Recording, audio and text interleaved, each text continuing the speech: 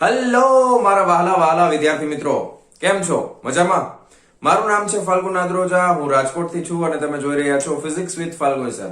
અને વહાલા વિદ્યાર્થી મિત્રો, અત્યારે આપણે જોઈ રહ્યા છીએ ધોરણ 11 ફિઝિક્સ ચેપ્ટર નંબર 7 કણોના તંત્રો અને ચાક ગતિ, કે જેમાં લાસ્ટ લેક્ચરની અંદર આપણે સ્થિર અક્ષને અનુલક્ષીને ચાક ગતિ કરતા પદાર્થના કોણીય વેગમાન માટેનું સમીકરણ મેળવેલું હતું અને એના પછી આપણે કોણીય વેગમાનનું સંરક્ષણ એ પણ ટોપિક જોયેલો છે.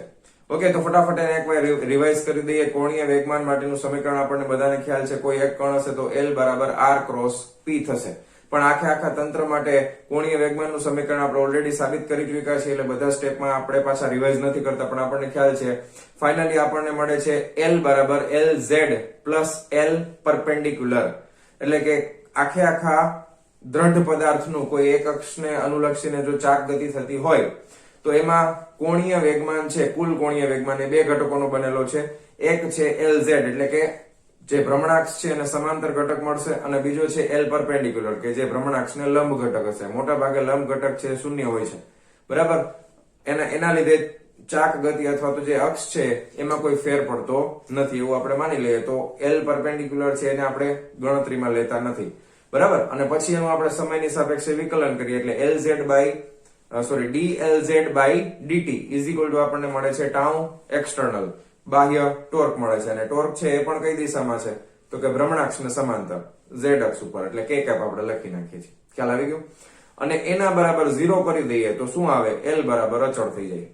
ઓકે, અને L બરાબર બીજું સમીકરણ શું મળે છે આપણને? I into omega.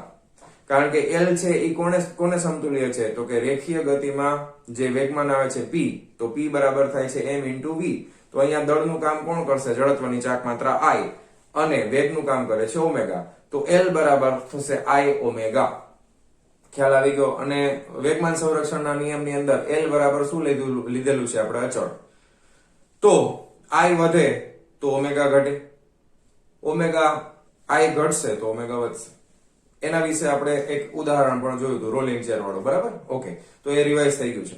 એટલે જો તમે આ ચેનલ ઉપર નવા હો અને આગળના લેક્ચર ન જોયા હોય તો આ ચેપ્ટરના બધા જ લેક્ચર સિક્વન્સની અંદર, સિરીઝની અંદર પ્લેલિસ્ટમાં તમે જઈને જોશો તો તમને બધા 1 by 1 મળી જશે, 1 2 3 4 એ રીતે સિક્વન્સમાં, બરાબર. અને as per the NCERT text book પ્રમાણેના જ લેક્ચર આપણે બનાવેલા છે બધા. ઓકે, તો ચાલો શરૂ કરીએ આજનો લેક્ચર. આજે આપણે જોવાના છે ગબડતી ગતિ, જેને ઇંગ્લિશમાં કહેવામાં આવે છે રોલિંગ મોશન. જ્યારે ચેપ્ટરની શરૂઆત કરેલી ત્યારે આપણે જોયું હતું કે ચાક ગતિને સમજાવવા માટે બે વસ્તુ આપણે જોઈ હતી, કે એક ઢાળ ઉપરથી આપણે બે વસ્તુને નીચે પાડી હતી. પહેલા આપણે એક બોક્સ છે, બરાબર છે, એને આપણે નીચે આવવા દઈએ છીએ તો એ ખાસ શું થાય છે તો કે સરકે છે, ખાલી એને સ્લીપિંગ મોશન કહેવાય, સરકતું હતું, બરાબર છે. પ્યોર સ્થાનાંતરણ ગતિ એ શું હતી? શુદ્ધ સ્થાનાંતરણ ગતિ. અને બીજું આપણે શું લીધું હતું તો કે એક નળાકાર તમે લઈ શકો, અને એ નળાકારને આ રીતે ઢાળ ઉપર મૂકીએ તો એ શું થાય છે તમને દેખાય છે. તો એ શું થાય છે તો કે નીચે પણ આવે છે, એટલે કે સ્થાનાંતર તો થાય જ છે, પ્લસ સાથે કંઈક બીજું થાય છે જેને આપણે ચાક ગતિ કીધું હતું. ખ્યાલ આવી ગયો? હવે એ ચાક ગતિમાં ખાસ ગબડતી ગતિ એટલે શું થાય તો કે રોલિંગ મોશન. રોલિંગ મોશન એટલે ઢાળ ઉપરથી કોઈ વસ્તુ છે એ આમ ગબડતા નીચે આવે તો એને રોલિંગ મોશન કહેવાય. પ્રેક્ટિકલ લાઈફમાં આનો શું એપ્લિકેશન છે? ઢગલાબંધ. કોઈ પણ વાહન હોય તો એ વાહનમાં નીચે શું આવેલું હોય તો કે વાહનમાં વ્હીલ હોય, એના ઉપર ટાયર ફિટ કરેલો હોય, એને પૈડા આપણે કહીએ. તો દરેક વાહનમાં પૈડા હોય અને એનો આકાર ગોળ હોય, અને એ પૈડા છે એ શું થતા હોય તો કે જમીન ઉપર ગબડતા હોય, બરાબર. આમથી આમ થતા હશે. એ શું થતું હશે? જમીનની સપાટી ઉપર ગબડતા હોય છે. તો આ તો આપણે અનુભવ કરેલો છે. એના પછી તો તમે ઘણી બધી રમતોની અંદર પણ આનો ઉપયોગ આપણે કરીએ છીએ. દાખલા તરીકે ગોળો હોય, હવે એ મને એ રમતનું નામ ખબર નથી, પણ એમાં ઓલા હોલમાંથી તમે પકડી અને પછી આમ ગબડાવો છો, બરાબર. ને સામે ઓલા જે પૈડા હોય બધા અલગ અલગ, એને પાડી દેવાના હોય છે. શું નામ છે રમતનું? હું ભૂલી ગયો છું અત્યારે એકચ્યુઅલી. પણ એવી તો ઘણી બધી રમતો છે. ફૂટબોલની અંદર ફૂટબોલનો દડો છે, એમાં કિક મારેલી હોય, પછી ફૂટબોલનો દડો છે એ ઘણી વખત કિક મારી લાંબા અંતર સુધી ટ્રાવેલ કરે છે, એ પણ શું થતો હશે? જમીનની સપાટી ઉપર ગબડતો હશે. તો એ બધા ઘણા બધા એક્ઝામ્પલ્સ તમે ગબડતી ગતિ માટે લઈ શકો છો. ખ્યાલ આવી ગયો? હવે ખાસ જે મેઇન વસ્તુ સમજવાની છે ખાસ ધ્યાનથી સમજો. હવે આપણે આગળ ધ્યાનથી જોઈએ કે આની અંદર શું મેઇન વસ્તુ સમજવાની છે. દાખલા તરીકે અહીંયા આગળ એક આ અત્યારે આપણે શરૂઆતમાં છે ને સાબિત કરશું કોના માટે તો કે કોઈ ગોળ પદાર્થ માટે સાબિત કરશું. ઓકે, અથવા તો જેની ધાર વર્તુળાકાર હોય એવા, એટલે કે તમે અહીંયા આગળ ગોળો લઈ શકો, તકતી લઈ શકો, કોઈ પણ વસ્તુ લઈ શકો. અત્યારે આપણે માત્ર તકતીની મદદથી સમજવાનો પ્રયત્ન કરીએ છીએ. આ શું છે? એક ડિસ્ક છે, એટલે કે એક તકતી છે. આ હવે આ તકતીની મદદથી સમજવાનો પ્રયત્ન કરીએ છીએ. આ તકતી છે, આ તકતીને મેં ક્યાં રાખેલી છે? તો કે તકતીને મેં એક સમક્ષિતિજ સમતલ ઉપર રાખેલી છે. તો આ ગ્રાઉન્ડ છે, જમીનની સપાટી છે, એવું સમજો. ઓકે, ચાલો, બહુ સરસ, વેરી ગુડ. હવે આ તકતી છે, એ તકતીનું કેન્દ્ર, હવે તકતી આપણે એવી રીતે લીધેલી હોય, તકતીનો મતલબ જ એ થાય દ્રવ્ય છે એ બધી બાજુ એના કેન્દ્રથી સમાન રીતે પ્રસરેલું છે, સમાંગ છે. ઓકે, દ્રવ્યનું વિતરણ વ્યવસ્થિત રીતે થયેલું છે. તો આ તકતીનું દ્રવ્યમાન કેન્દ્ર ક્યાં આવેલું હોય? દ્રવ્યમાન કેન્દ્ર એક્ઝેક્ટ એના વચ્ચેના પોર્શનમાં, એના સેન્ટરના ભાગમાં એનું મધ્ય બિંદુ હોય ત્યાં આવેલું હશે. તો અહીંયા આગળ એનું દ્રવ્યમાન કેન્દ્ર છે, ઇંગ્લિશમાં એને સેન્ટર ઓફ માસ કહેવામાં આવે છે. એટલે અહીંયા એનું સેન્ટર ઓફ માસ છે. આ બિંદુને આપણે સી નામ આપી દઈએ અત્યારે. ઓકે, હવે આપણે આને ગબડાવીએ છીએ. જો આમ ગબડાવીએ છીએ એટલે શું થાય? ધારો કે હું તમને ખાલી સમજાવવા માટે કહું કે અહીંયા કોઈ એક બિંદુ છે, એને આપણે ગબડાવશું એટલે આમ આમ આમ જો બે મોશન થાય, આના બે અલગ અલગ મોશન. આમ ગબડશે એટલે શું થાય? તો કે એક તો ચાક ગતિ તો થવાની જ છે. ગબડશે એટલે શું થાય? તો કે ચાક ગતિ તો થવાની છે. ચાક ગતિ થાય એટલે ઓમેગા જેટલી કોણીય વેગની સાથે એ આમ ચાક ગતિ કરશે. પ્લસ બીજું શું થાય? તો કે આ આખી તકતી છે એ આગળ પણ જતી હોય, તો આ તકતી આગળ જાય એટલે આ દિશામાં એની પાસે કઈક વેગ પણ હશે. એટલે અહીંયા આગળ બે ગતિનું મિશ્રણ છે. કઈ કઈ ગતિનું મિશ્રણ છે? તો કે અહીંયા આગળ આપણે જોઈ શકાય છે કે આ એક ગબડે છે એટલે એક તો ચાક ગતિ છે, બરાબર છે, અને પેલા તો સ્થાનાંતર પણ થાય છે. તો સ્થાનાંતર ગતિ પ્લસ ચાક ગતિ, આ બેનું મિશ્રણ છે એને શું કહેવામાં આવે છે? તો કે ગબડતી ગતિ, રોલિંગ મોશન કહેવાય. હવે તમને ખબર છે સ્થાનાંતર ગતિ થતી હોય તો અહીંયા આગળ કયો વેગ આવશે? તો કે અહીંયા આવે છે એ રેખીય વેગ હોય છે. કયો વેગ હોય છે? તો કે રેખીય વેગ હોય. તો કે સ્થાનાંતર થાય, માત્ર સ્થાનાંતર થાય તો કયો વેગ હોય? તો કે રેખીય વેગ હોય. ખ્યાલ આવે છે? હવે હું તમને સમજાવું, ધ્યાનથી સમજો કે દાખલા તરીકે આ ગબડતી ગતિ કરે છે, તો આ ગતિ કરતા અમુક સમય પછી આ આખો ગોળો છે, એ આખો ગોળો અથવા તકતી, સોરી, આ આખી તકતી છે એ ગબડીને અહીંયા ક્યાંક પહોંચે છે. ફોર એક્ઝામ્પલ અહીંયા પહોંચી ગઈ, બરાબર. આ ઈ જ છે. પછી તમને કે સાહેબ આકાર બદલાઈ ગયો છે, બરાબર, પણ તમે સમજી જાજો, ઈ જ છે. હવે હું તમને એમ કહું, આ દિશામાં ગબડતી હતી. હવે કોઈ એક બિંદુ અહીંયા હતું, ધારો કે આ બિંદુને આપણે અત્યારે પી નામ આપી દઈએ. તો આ પી બિંદુ ક્યાં હશે? હવે અહીંયાથી અહીંયા પહોંચે ત્યાં સુધીમાં. અને સી ક્યાં હોય? તો કે દ્રવ્યમાન કેન્દ્ર છે એ અહીંયા જ હશે. હવે આ દ્રવ્યમાન કેન્દ્રની ગતિ તમે જરાક ધ્યાનથી જુઓ તો કેવી દેખાય છે? આમ આ તો સીધી રેખામાં જ લાગે છે. દ્રવ્યમાન કેન્દ્રની ગતિ તો આપણને કેવી લાગે છે? તો કે દ્રવ્યમાન કેન્દ્રની ગતિ તો સીધી રેખામાં થતી હોય એવું જ આપણને લાગી રહ્યું છે. દ્રવ્યમાન કેન્દ્ર તો સીધી રેખામાં ગતિ કરે. તો દ્રવ્યમાન કેન્દ્રની માત્ર શું થાય? તો કે શુદ્ધ સ્થાનાંતરણ ગતિ થાય. શું થાય? શુદ્ધ સ્થાનાંતરણ ગતિ. કોઈ પણ સમયે જ્યારે કોઈ પણ વસ્તુ ગગડતી હોય ત્યારે એના દ્રવ્યમાન કેન્દ્રની ગતિ કેવી હશે? શુદ્ધ સ્થાનાંતરણ ગતિ. ખાસ યાદ રાખજો, દ્રવ્યમાન કેન્દ્રની ગતિ કેવી થાય છે? દ્રવ્યમાન કેન્દ્ર, આની ગતિ થાય છે શુદ્ધ સ્થાનાંતરણ. ઓકે, શુદ્ધ સ્થાનાંતરણ ગતિય. શુદ્ધ સ્થાનાંતરણ ગતિ, સોરી, ગતિય નહીં, ગતિ. શુદ્ધ સ્થાનાંતરણ ગતિ, માત્ર સ્થાનાંતરણ થશે. હવે આમાં કઈ ગોળ ફરશે નહીં. હવે શુદ્ધ સ્થાનાંતરણ થાય ને એના માટે જે આપણે દર્શાવીએ છીએ ને, એ હું તમને સમજાવું કે અહીંયાથી ગતિ કરીને અહીંયા સુધી આવે છે, ત્યાં સુધીમાં આનો વેગ જે છે ને, એ વેગ દ્રવ્યમાન કેન્દ્રનો છે. એટલે એને હું VCM વડે દર્શાવીશ. કોના વડે દર્શાવીશ? VCM. તો આ VCM શું છે? તો કે દ્રવ્યમાન કેન્દ્રના શુદ્ધ સ્થાનાંતરણ ગતિ માટેનો વેગ છે. પણ જે બિંદુ P અહીંયા હતું, P બિંદુ છે એ શું હવે અહીંયા શુદ્ધ સ્થાનાંતરણ કરે એટલે અહીંયાથી અહીંયા આવી ગયું હોય? તો કે ના. એક્ઝેક્ટ લોકેશન અહીંયા તો ન જ હોય, કારણ કે એ તો આમ જો ગોળ માર્ગે ગતિ કરીને આમ આગળ જવાનું છે. કારણ કે આને તમે જ્યારે 3D માં ઇમેજિનેશન કરશો ને, 3D માં ઇમેજિનેશન કરો તો 3D માં ઇમેજિનેશન કરો તો આ આમ જ્યારે આમ ગબડવાનું શરૂ કરે ને એટલે એની પાસે બે હોય, જો સ્થાનાંતરણ ગતિ એ છે અને ઓમેગા વાળી ચાક ગતિ એ છે. તો ચાક ગતિ અને સ્થાનાંતરણ ગતિનું મિશ્રણ થાય, ખીચડી બને, બરાબર. એટલે આ P બિંદુ છે એ કઈક આ રીતે આગળ વધતું હોય, બરાબર. આ રીતે તમે 3D માં ઇમેજિન કરવું હોય તો તમારા ઘરે કોઈ ગોળ વસ્તુ હોય ને, એમાં કોઈ પેન થી કે પેન્સિલ થી કઈક આમ ટપકું કરી નાખજો. અને ટપકું કર્યા પછી એને ગોળ ગબડાવવાનું, પછી જોવાનું ટપકાને ધ્યાનથી જોવાનું કેમ જાય છે. ટપકું છે ને એ તમને ધારો કે આવી રીતે જોવા મળશે, જો આમ આવી રીતે ઈ જે ટપકું તમે કરે, ધારો કે આ ગોળ છે બરાબર, અહીંયા તમે ટપકું કર્યું, તો આ ટપકું જયારે આમ ગતિ કરશે ને, ગબડશે ને, ત્યારે આ ટપકાની ગતિ આવી દેખાશે. તો એ શું છે તો કે બે ગતિનું મિશ્રણ છે. કઈ ગતિ છે તો કે શુદ્ધ સ્થાનાંતરણ ગતિ પણ છે અને પ્લસ ચાક ગતિ પણ છે. ખ્યાલ આવી ગયો? ચાક ગતિ પણ છે. હવે ચાક ગતિ માટે હવે દાખલા તરીકે આનો વેગ લેવામાં આવે, પી બિંદુનો વેગ, કારણ કે ઓમેગા કોણીય ઝડપથી, એટલે હવે ખાલી તમે ધારો કે આ સ્થિર છે, હવે એવું સમજી લો કે આ આમ આગળ નથી જતું, ખાલી સ્થિર છે અને ખાલી ચાક ગતિ થાય છે. ચાક ગતિ થાય છે તો આનો ગતિપથ છે એ વર્તુળ માર્ગે હોય. આનો ગતિપથ પી બિંદુનો ગતિપથ આ રીતનો હોય ને, ઓકે, આ રીતે વર્તુળ પથ ઉપર હશે. તો હવે એના માટે વેગ મારે જોઈએ માત્ર ચાક ગતિ માટેનો, તો એનો વેગ છે એ સ્પર્શકની દિશામાં આમ આવે, બરાબર. પી બિંદુ પાસેનો વેગ છે એ કઈ દિશામાં આવે તો કે સ્પર્શકની દિશામાં આવે. વેગ આ રીતે એનો રેખીય વેગ છે, એટલે એના આપણે નામ આપવાના છે વીઆર વડે.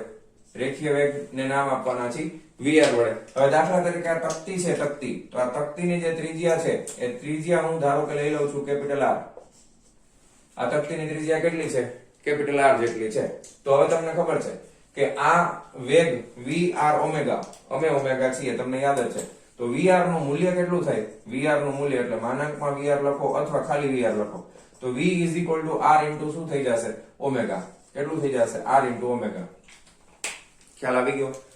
તો p બિંદુ નો આ કેવો વેગ છે મેં જે બતાવ્યો છે ઈ, આ જે વેગ છે ઈ જ્યારે ખાલી ચાક ગતિ થાય, એટલે કે પોતાની અક્ષને અનુલક્ષીને ખાલી આમ ગોળ ફરતો હશે, ત્યારે સ્પર્શકની દિશામાં એનો રેખીય વેગ છે.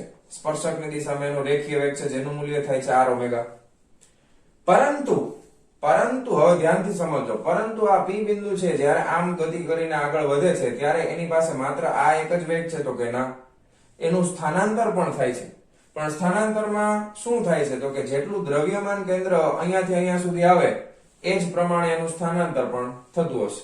એ જ પ્રમાણે શું થાય છે તો કે એનું સ્થાનાંતર પણ એ જ રીતે થાય છે. એટલે આની સાથે p બિંદુ પાસે બે વેગ છે, તો p બિંદુ પાસે બંને વેગનો શું કરવો પડે? સરવાળો કરવો પડે. તો p બિંદુ પાસે જે વેગ, જો હવે દરેકે દરેક કોઈ પણ કણ હોય, ફાઇનલી આ આખો પદાર્થ છે ઈ અહીંયા આવશે ત્યારે બધાય કણો પાસે બે વેગ છે.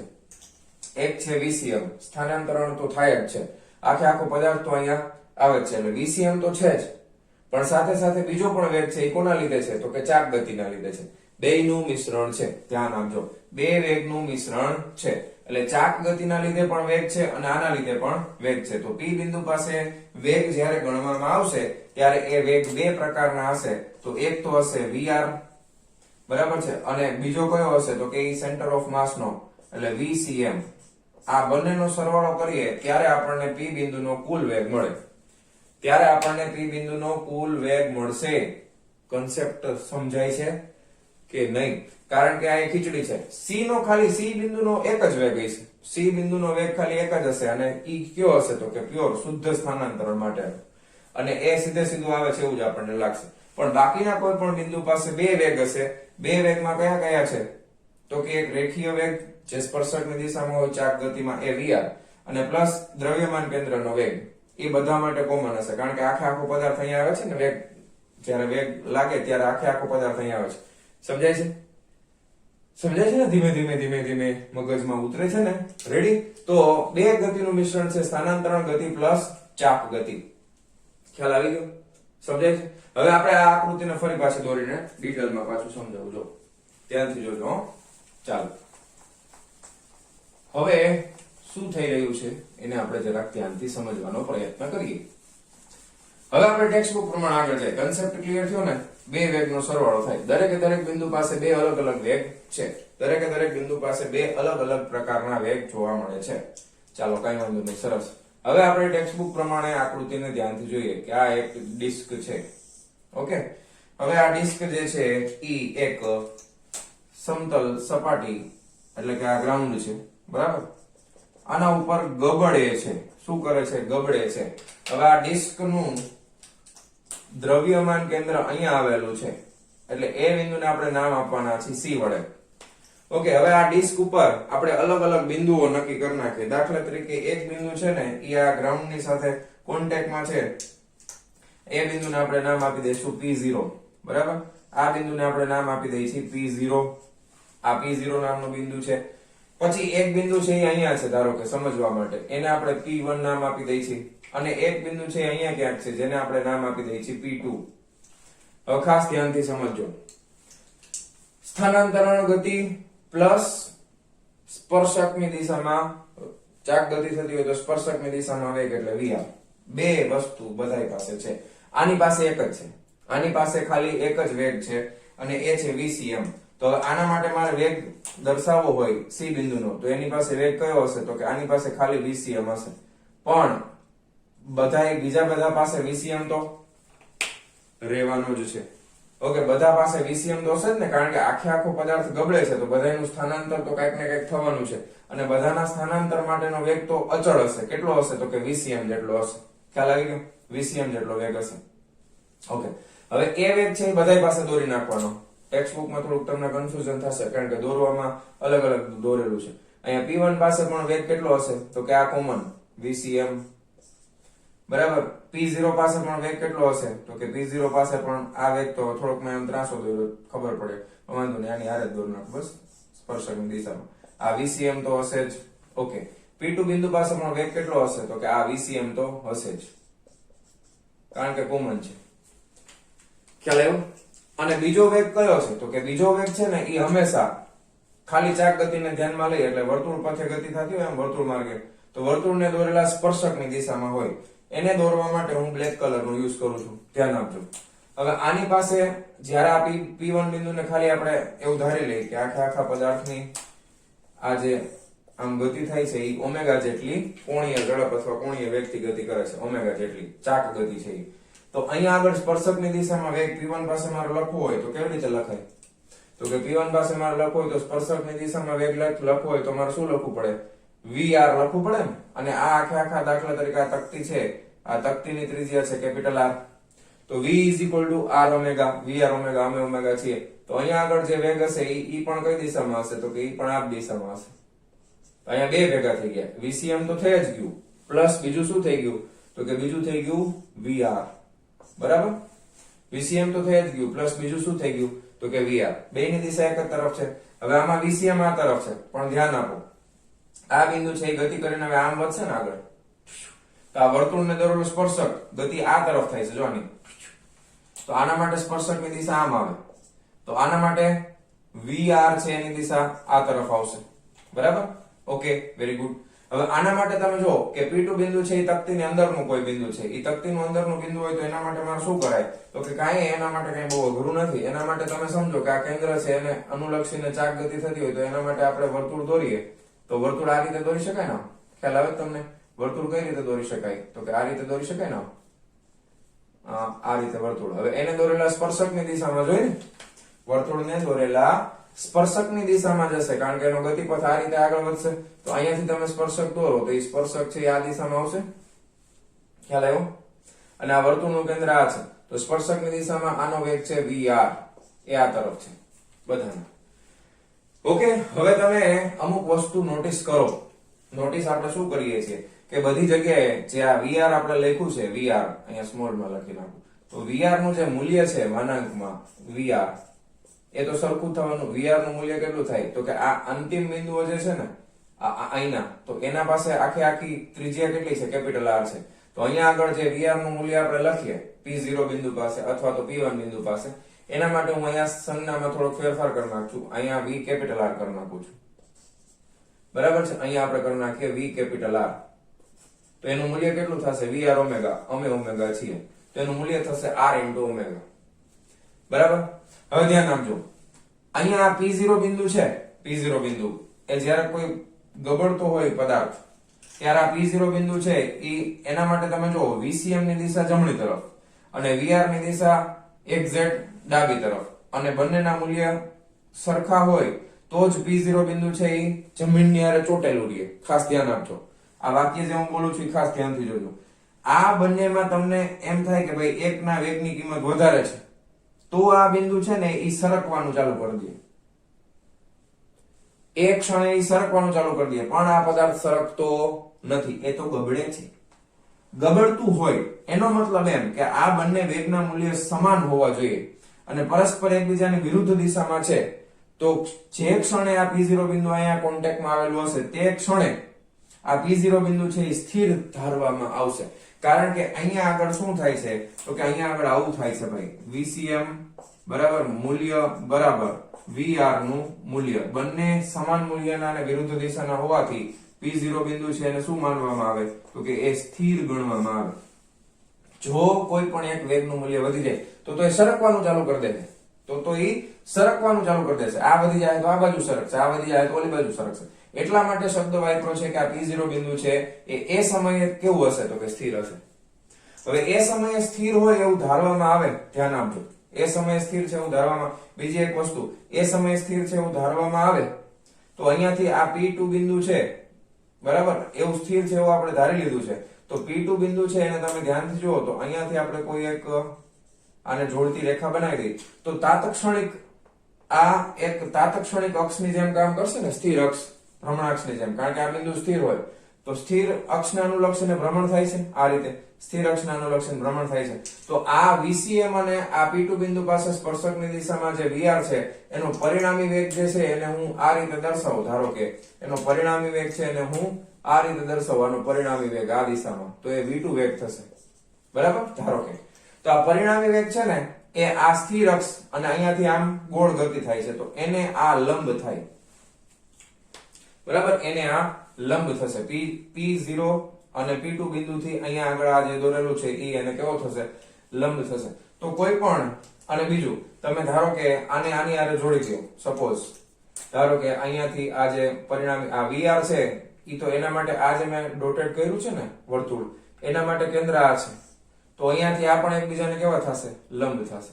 ધ્યાન આપજો, VR એ P2C રેખાને કેવું થશે, લંબ થશે, અને V2 જે છે એ P0 P2 રેખાને કેવું થશે તો કે લંબ થશે. ખ્યાલ આવ્યો, સમજાય તમને? તો આ રીતે તમારે કન્સેપ્ટ ને યાદ રાખવાનો છે. હવે જો આ આમ થતું હોય તો જ આ બિંદુ છે એ સ્થિર રહી શકે. તો એના માટેની જરૂરી શરત શું થઈ ગઈ, અહીંયા આગળ સ્મોલ VR રાખ્યો છે કારણ કે અહીંયાથી ત્રિજ્યા નાની છે. આ P1 અને P0 બિંદુ છે એની ત્રિજ્યા આખી તકતી જેવડી છે, એટલા માટે અહીંયા આગળ V કેપિટલ R માં લખ્યું છે, એ ધ્યાનથી જોજો બરાબર. અહીંયા આગળ અલગ થશે, એના માટે ત્રિજ્યા ઓછી છે ને, VR ઓછું થશે. આના માટે VR વધારે થશે કારણ કે વર્તુળની ત્રિજ્યા આના માટે કેપિટલ R છે, આના માટે સ્મોલ r છે. ધ્યાન આપ્યું? રેડી? હા. તો હવે તમને કોઈ પૂછે કે P1 બિંદુ પાસે કુલ વેગ કેટલો, તો કે P1 બિંદુ પાસે VR તો r ઓમેગા છે અને અહીંયા આ બધાનો વેગ VCM છે, પણ P0 બિંદુ પાસે આપણને ખબર પડી કે ભાઈ VR અને VCM નું મૂલ્ય તો કેવું થાય છે, સરખું. તેથી તમે લખી શકો, તેથી P1 બિંદુ નો કુલ વેગ, P1 બિંદુનો કુલ વેગ કેટલો થશે તો કે P1 બિંદુનો કુલ વેગ થશે VCM VR, બંનેની દિશા એક જ છે. તો VCM VR, VR ની કિંમત છે અને VCM ની બે સરખી, VR ની કિંમત કેટલી છે તો કે r ઓમેગા છે, અથવા તો VR બરાબર જ VCM છે એટલે 2 VCM થાય, અથવા તો 2 r ઓમેગા થાય કારણ કે કોઈ એકની કિંમત r ઓમેગા છે. ખ્યાલ આવ્યો? તો ખાસ તમારે થિયરીમાંથી સમજવાનું શું છે તો કે થિયરીમાંથી આપણે સમજવાનું છે કે કોઈ પણ ગોળો હોય, કોઈ તકતી હોય, જ્યારે એનું રોલિંગ મોશન થતું હોય, ગબડતી ગતિ થાય, ત્યારે એના દ્રવ્યમાન કેન્દ્ર સિવાયના બધા જ કણો પાસે વેગના બે ઘટકો હશે. એક વેગનો ઘટક હશે એનો વેગ દ્રવ્યમાન કેન્દ્રના વેગ જેટલો જ હશે અને બીજા ઘટકનો વેગ જે છે એ ચાક ગતિમાં જે પ્રમાણે આપણે સ્પર્શકનો વેગ લઈએ છીએ એના વેગ જેટલો હશે, અને એ સ્પર્શકનો વેગ છે v r omega, vr omega. ખ્યાલ આવી ગયો? ઓકે. તો થિયરીનો કોન્સેપ્ટ હવે આપણે આને આગળ વધારીએ છીએ. આટલી વસ્તુ ક્લિયર થઈ ગઈ? ચાલો હવે આગળ વધીએ છીએ. ફટાફટ વિડીયો પોસ્ટ કરીને તમારે આમાંથી કઈ નોંધવું હોય તો નોંધી લેજો. ચાલો જવા દઉં છું. ચાલો ચાલો વિદ્યાર્થી મિત્રો, હવે આપણે જોવાના છીએ ગબડતી ગતિની ગતિ ઉર્જા. ગબડતી ગતિ એટલે કે કોઈ પણ દ્રઢ પદાર્થ ગબડતો હોય ત્યારે થતી ગતિ અને એના માટેની ગતિ ઉર્જાનું સૂત્ર. હવે આપણે જે જાણીએ છીએ એનો ઉપયોગ આપણે આમાં કરવાના છે. તો કે આપણે ગતિ ઉર્જાના બે સમીકરણો હવે આપણે જાણતા હોવા જોઈએ. એક તો રેખીય ગતિ માટે ગતિ ઉર્જાનું સમીકરણ 1/2 mv², અને ચાક ગતિમાં જ્યારે રૂપાંતર કરી દઈએ એ જ સમીકરણને તો 1/2 m ની જગ્યાએ થઈ જશે જડત્વની ચાક માત્રા I, v ની જગ્યાએ થઈ જશે ઓમેગા. ઓકે, તો ગબડતા પદાર્થની ગતિની ગતિ ઉર્જાના સમીકરણ માટે એની પાસે કુલ ગતિ ઉર્જા હશે ને, બે પ્રકારની ગતિ ઉર્જા હશે. કોઈ પણ પદાર્થ ગબડતો હોય, ધારો કે આપણે એક ઢાળવાળી રચના કરીએ અને આ ઢાળ ઉપર કોઈ એક પદાર્થ છે, તકતી છે અથવા ગોળો છે અથવા નળાકાર છે, એ ગબડે છે આ રીતે. તો હવે આની પાસે બે ગતિ હશે. એક તો આ એનું દ્રવ્યમાન કેન્દ્ર છે, દ્રવ્યમાન કેન્દ્ર છે એની સ્થાનાંતર. હવે આ દ્રવ્યમાન કેન્દ્રની ગતિ છે એને આપણે શુદ્ધ સ્થાનાંતરણ માની લઈએ છીએ, કારણ કે આખા ગોળાનું દ્રવ્ય, કુલ દ્રવ્ય ક્યાં કેન્દ્રિત થયેલું હોય તો કે એના કેન્દ્ર પાસે. એટલે માત્ર આખા ગોળાને ભૂલી જાય અને માત્ર ખાલી આ પોઈન્ટનો વિચાર કરીએ તો એના માટે રેખીય ગતિનું સૂત્ર આવશે. તો કુલ દ્રવ્ય કેટલું છે અહીંયા, તો કે કુલ દ્રવ્ય ભેગું થઈ ગયું છે m. ઓકે, હવે રેખીય ગતિ માટે ગતિ ઉર્જાનું સમીકરણ 1/2 m, આનો દ્રવ્યમાન કેન્દ્રનો વેગ એટલે એને આપણે કહી દઈએ છીએ vcm, સેન્ટર ઓફ માસ, એનો વર્ગ 1/2 mv². આ ગતિ તો છે જ એની પાસે, પ્લસ આ છે એ ઓમેગા જેટલા કોણીય ઝડપથી નીચે જાય છે ને, આખા કણોનું જે તંત્ર છે એ કણોનું તંત્ર ઓમેગા જેટલા કોણીય વેગથી નીચે ગબડવાનું પણ શરૂ રાખે છે. તો જ્યારે એ ગબડે પણ છે, બરાબર, એટલે ચાક ગતિ પણ થાય છે. તો ચાક ગતિ માટે જડત્વની ચાક માત્રા છે એને અક્ષને અનુલક્ષીને જડત્વની ચાક માત્રા I હોય. પદાર્થ કેવો છે એના ઉપર આધાર રાખશે. I નો આધાર કોના ઉપર છે? પદાર્થના આકાર ઉપર. એટલે કે ગોળો હોય તો અલગ આવશે, નળાકાર માટે અલગ આવશે, તકતી માટે અલગ આવશે, રિંગ માટે અલગ આવશે, બરાબર. તો I તો અલગ અલગ પદાર્થ માટે અલગ અલગ છે, પણ એના માટેનું સમીકરણ ગતિ ઉર્જાનું શું થઈ જશે? ધારો કે એને આપણે k' નામ આપી દઈએ તો એ શું થઈ જશે? 1/2 m ની જગ્યાએ આવી જશે I અને vcm ની જગ્યાએ આવી જશે ઓમેગા². ખ્યાલ આવી ગયો? હવે ખરેખર આની કુલ ગતિ ઉર્જા છે એ તો બંનેનું સંયોજન છે ભાઈ. k બરાબર અહીંયા આગળ કુલ ગતિ ઉર્જા તમે લખો તો એ આ બેયનું સંયોજન છે. એટલે આમાં મારે પ્લસ k' ને ઉમેરી દેવું પડે, કારણ કે ગબડતા પદાર્થ માટે બંને ગતિ ઉર્જા હોય. ઓકે, ખ્યાલ આવી ગયો તમને? કન્સેપ્ટ ક્લિયર થઈ ગયો? તો આપણે આને k' નામ આપી દઈ અને આને ગતિ ઉર્જા k નામ આપી દઈ. તો કુલ ગતિ ઉર્જા મારે લખવી હોય તો કુલ ગતિ ઉર્જા હું શું લખી શકું? કે હું લખી શકું ભાઈ કુલ ગતિ ઉર્જા બરાબર 1/2 દ્રવ્યમાન કેન્દ્ર નું દળ અને દ્રવ્યમાન કેન્દ્ર નો વેગ vcm નો વર્ગ, પ્લસ બીજું હું શું લખી શકું? k' એટલે કેટલું થશે? 1/2 I ઓમેગા².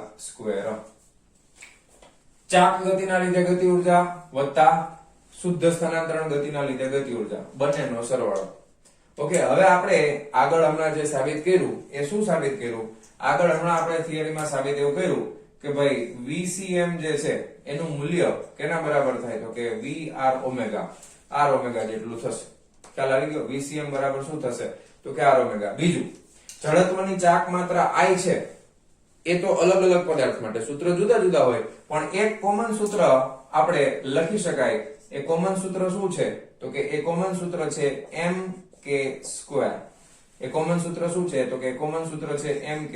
આપણે ટેક્સ્ટ બુકમાં સ્મોલ m છે તો બધે સ્મોલ m રાખીએ, બરાબર. વળી તમે કહેશો સર તમે અલગ કરાવો છો કંઈક, બધું એક જ છે.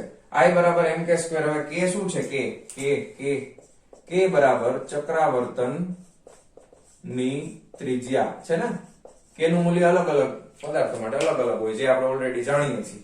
હવે આ બધી કિંમત છે આ સમીકરણમાં મૂકી દઈએ તો કુલ ગતિ ઉર્જા મળશે. મળે કે નહીં? હા કે ના? બોલો. તો આ થઈ ગયું 1/2 m vcm નો સ્ક્વેર પ્લસ આ 1/2 I માટે હું લખી નાખું છું mk² અને ઓમેગા². ઓમેગા ને અહીંયાથી કરતા બનાવું તો vcm નો સ્ક્વેર છેદમાં r² થઈ જાય ને.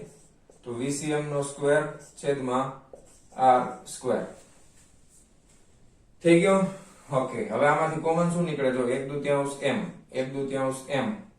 vcm નો સ્ક્વેર આ બધું કોમન નીકળી જશે, બરાબર. એટલે આપણે કોમન કાઢી નાખી 1/2 m vcm નો સ્ક્વેર કોમન. તો અહીંયા શું વધે? અહીંયા કઈ ન વધે, 1 પ્લસ અહીંયા vcm 1/2 m નીકળી ગયો. હા, k² વધશે છેદમાં r². તો k² ના છેદમાં r². તો આ આપણને મળશે કુલ ગતિ ઉર્જા નું સમીકરણ. કોના માટે? તો કે ગબડતા પદાર્થ માટે. કુલ ગતિ ઉર્જાનું સમીકરણ 1/2 mvcm square 1 + k² r². k શું છે તો કે ચક્રાવર્તન ત્રિજ્યા. કેવી રીતે મળશે તો કે આપણને જે આકાર આપેલો હશે, બરાબર, જે દાખલો આપેલો હોય આની મદદથી આપણે કોઈ પણ આકાર એટલે કે કોઈ પણ ઇન ધ સેન્સ કે ગોળો હોય, તકતી હોય, રિંગ હોય, એવા બધા પદાર્થ જ્યારે ગવડતા હશે જેનું આપણે ચક્રાવર્તન ત્રિજ્યા જાણતા હોય એના માટે આ સમીકરણ મૂકશું એટલે કુલ ગતિ ઉર્જા આપણને મળી જશે. ક્લિયર? તો આ એકદમ સિમ્પલ ટોપિક છે.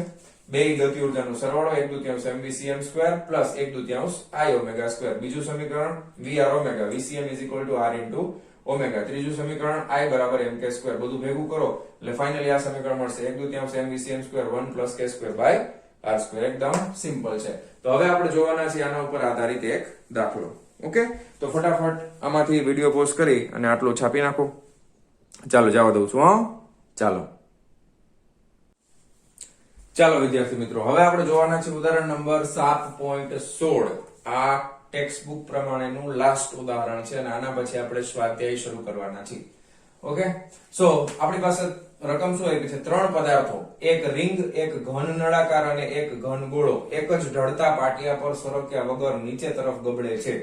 તેઓ સ્થિર અવસ્થામાંથી ગતિ શરૂ કરે છે. બધા જ પદાર્થોની ત્રિજ્યાઓ એકસરખી છે. કયો પદાર્થ મહત્તમ વેગ સાથે જમીન પર પહોંચશે? હવે ખાલી આપણે એવું સમજીએ કે ધારો કે આ એક ઢળતું પાટિયું છે. હવે આ પાટિયા ઉપરથી ગોળો હોય અથવા તો રિંગ હોય અથવા તો ઘન નળાકાર હોય, બધા આમ સામેથી જોઈએ એટલે તો એક આમ વર્તુળ દેખાતું જ હશે. હવે અહીંયાથી ધારો કે ગબડવાનું શરૂ કરે છે અને ગબડીને અહીંયા સુધી આવે છે. ખ્યાલ આવ્યો તમને? હવે આપણે અહીંયા કાંઈ આપેલું નથી એટલે આપણે આને ઘર્ષણ રહિત સમજીએ, ઘર્ષણ રહિત સપાટી સમજીએ અને માત્ર ગબડે છે, ઘર્ષણ કઈ થતું નથી એટલે ઉર્જાનું કઈ વ્યય નહીં થાય. હવે ધારો કે અહીંયા જયારે હતા ત્યારે અહીંયાથી આ જે ઊંચાઈ છે ધારો કે h જેટલી ઊંચાઈ છે, તો જ્યારે ગોળો અથવા ત્રણ વસ્તુમાંથી કોઈ પણ અહીંયા હશે ત્યારે એની પાસે શું હશે તો કે ત્યારે એની પાસે સ્થિતિ ઉર્જા હશે. ઓકે, અને સ્થિતિ ઉર્જાનું સમીકરણ આ ત્રણ વસ્તુઓ આપેલા છે અને કઈ વસ્તુ આપેલી છે? બધા જ પદાર્થોની ત્રિજ્યા એક સમાન છે. ધારો કે એ સ્થિતિ ઉર્જા કેટલી થાય તો કે બધા પદાર્થોનું અહીંયા જે કઈ પણ સ્થિતિ ઉર્જા છે એ દળ ધારો કે m છે તો mgh થઈ જશે. સ્થિતિ ઉર્જાનું સમીકરણ શું થાય તો કે mgh થાય. હવે અહીંયા આગળ આ ગબડતા નીચે આવે છે એટલે જ્યારે અહીંયા પહોંચશે ત્યારે અહીંયા આગળ કેવી વસ્તુ, પ્રારંભિક વેગ કેટલો છે તો કે પ્રારંભિક વેગ v0 બરાબર 0 છે. કારણ કે સ્થિર અવસ્થામાંથી લખ્યું છે, જો લખ્યું છે સ્થિર અવસ્થામાંથી ગતિ શરૂ કરે છે એટલે પ્રારંભિક વેગ 0 થઈ ગયો. રેડી? હવે અહીંયા પહોંચે છે ત્યારે એમની પાસે અંતિમ વેગ, દ્રવ્યમાન કેન્દ્રનો અંતિમ વેગ છે ને આપણે ધારો કે vcm ધારી લઈએ, vcm જેટલો અંતિમ વેગ છે. અને સાથે સાથે ગબડતા હશે ત્યારે એની પાસે કોણીય વેગ ઓમેગા પણ હશે. તો અહીંયા આગળ જે કઈ પણ સ્થિતિ ઉર્જા છે બધાનું રૂપાંતર અહીંયા આગળ કેમાં થઈ જશે તો કે કુલ ગતિ ઉર્જામાં થઈ જાય. અહીંયા જે કઈ પણ સ્થિતિ ઉર્જા હશે એ બધી જ અહીંયા કેમાં રૂપાંતર થઈ જશે તો કે ગતિ ઉર્જામાં થઈ જશે. હવે ગબડતા પદાર્થ માટે ગતિ ઉર્જાનું સમીકરણ આપણને ઓલરેડી ખબર છે, k બરાબર mvcm નો સ્ક્વેર બાય 2 કૌંસમાં 1 plus small k square by r², જ્યાં k શું છે? ચક્રાવર્તન ત્રિજ્યા. હવે આ ચક્રાવર્તન ત્રિજ્યા ત્રણ પદાર્થો છે તો ત્રણેય માટે અલગ અલગ મળશે. અને આ કોના બરાબર થાય છે તો કે આપણે ઉર્જા સંરક્ષણના નિયમ પ્રમાણે કહી શકાય કે સ્થિતિ ઉર્જા છે એનું સંપૂર્ણપણે રૂપાંતર ગતિ ઉર્જામાં થાય છે. તો અહીં લખી શકાય કે અહીં સ્થિતિ ઉર્જા બરાબર કુલ ગતિ ઉર્જા બે સરખા છે. તો સ્થિતિ ઉર્જા કેટલી છે તો કે mgh. કુલ ગતિ ઉર્જા કેટલી છે તો કે 1/2 m vcm નો સ્ક્વેર કૌંસમાં 1 plus k² by r². Ready? Clear થઈ ગયું? હાલો, હવે બે બાજુથી દળ તો ઉડી જશે, એમ ઉડી ગયું. ઓકે, હવે આ વસ્તુ વધે છે. હવે આપણને પ્રશ્ન એમ પૂછ્યો છે કે બધા પદાર્થની ત્રિજ્યા સરખી હોય તો કયો પદાર્થ મહત્તમ વેગ સાથે, તો વેગને કરતા બનાવવો પડશે. મહત્તમ વેગ સાથે આવે છે એટલે vcm ને કરતા બનાવીશું. ધ્યાન આપજો કેવી રીતે બનાવશું તો કે vcm નો વર્ગ બરાબર આ બગડો છે એને સામે જવા દે એટલે આ થઈ જશે 2gh. બરાબર, આ બગડો સામે ગયો. હવે આખું છે એ લંબાચો છેદમાં લઈ લે એટલે 1 પ્લસ k² બાય r² થઈ જાય. ખ્યાલ આવ્યો? રેડી? Okay, 1/2 mv². રેડી? તો હવે અહીંયા તમે જોઈ શકો છો કે આ રીતે આપણને સૂત્ર મળે છે. હવે આ સૂત્ર મળ્યા પછી ધારો કે આપણે તો ખાલી વેગનું કામ છે તો બે બાજુ વર્ગમૂળ લઈ લ્યો તો અહીંયા આવી જશે √2gh ના અહીંયા વર્ગમૂળની અંદર 1 બેમાં અલગ અલગ વર્ગમૂળ રાખ્યા છે k² બાય r². આ રીતે મળશે. હાલો, હવે આપણે ત્રણ અલગ અલગ પદાર્થો લઈ લઈએ. પેલું આપણે લેવાના છે રિંગ માટે.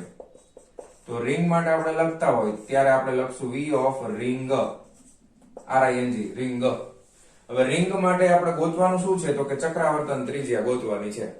તો રિંગ માટે આપણને ખબર છે ચક્રાવર્તન રિંગ માટે જડત્વની ચાક માત્રાનું સૂત્ર શું થાય? સાદામાં સાદું સિમ્પલમાં સિમ્પલ mr². તો એના બરાબર કોની હારે સરખાવવાનું? mk². તો રિંગ માટે તમે લખી શકો r² બરાબર સ્મોલ k² થાય. ઓકે, તો અહીંયા આગળ તમે લખી શકો રૂટમાં 2gh બરાબર, રૂટમાં 2gh એના છેદમાં શું આવી જશે તો કે છેદમાં આવી જશે √1 પ્લસ k² બાય r².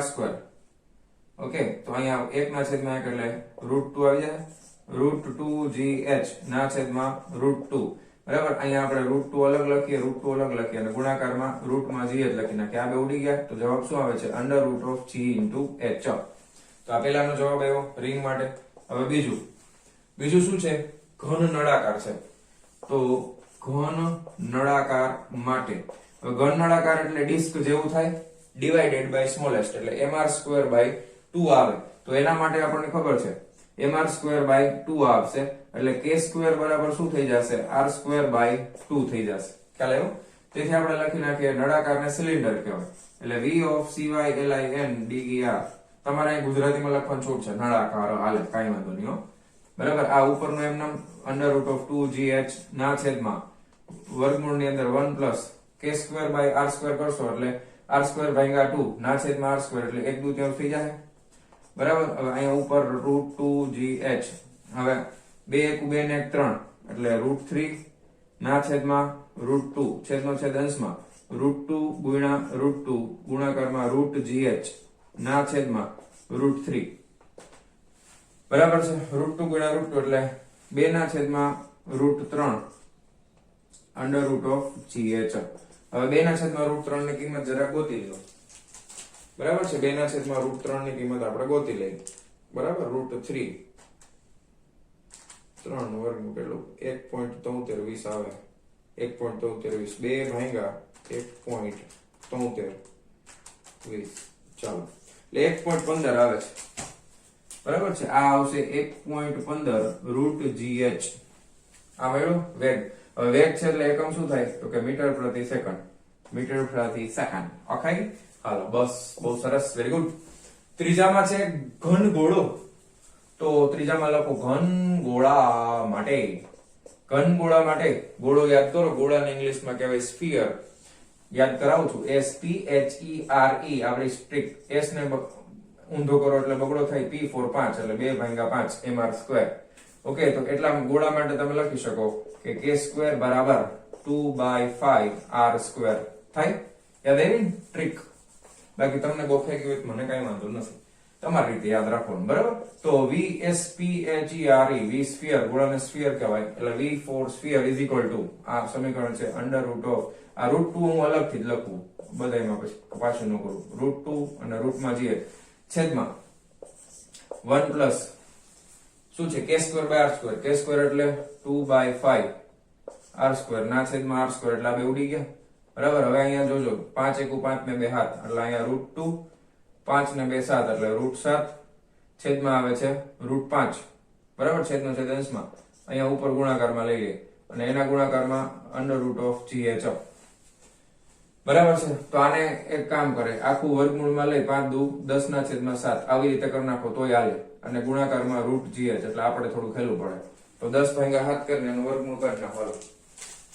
ચાલો 10/7 બરાબર ટીકડું ફલાણું એનું કઈ વર્ગમૂળ એટલે 1.19 આવ્યા. 1.1952 આવે છે. 1.19 √gh બરાબર મીટર પ્રતિ સેકન્ડ. બોલો કોનો વધારે છે વેગ? આ ખાલી કાઈ નું હોય એટલે આ એક તો હોય જ. આ એક છે, આ 1.15 એટલે રિંગ કરતા ઘન નળાકારનો વેગ વધારે અને ઘન આ 0.15 ને આ 0.19 ઘન નળાકાર કરતા ઘન ગોળાનો વેગ વધારે. તો ફાઇનલી આપણો જવાબ શું છે? ઘન ગોળા માટે વેગ વધારે હશે. રેડી છે ને? સાવ સિમ્પલ, એકદમ ઈઝી દાખલો છે, મજા આવે બહુ મસ્તીનો. રેડી? તો ફટાફટ વિડિયો પોઝ કરીને લખી નાખો. ચલો હું ખસી ગયો છું, વિડિયો પોઝ કરીને લખી નાખજો. ચાલો તો મારા વહાલા વિદ્યાર્થી મિત્રો, આજનો આ લેક્ચર આપણે અહીંયા પૂરો કરીએ છીએ. મળીએ છીએ નેક્સ્ટ વિડિયો લેક્ચરમાં આ પ્રકરણના સ્વાધ્યાયના દાખલાઓની સાથે. ત્યાં સુધી આવજો. સોરી.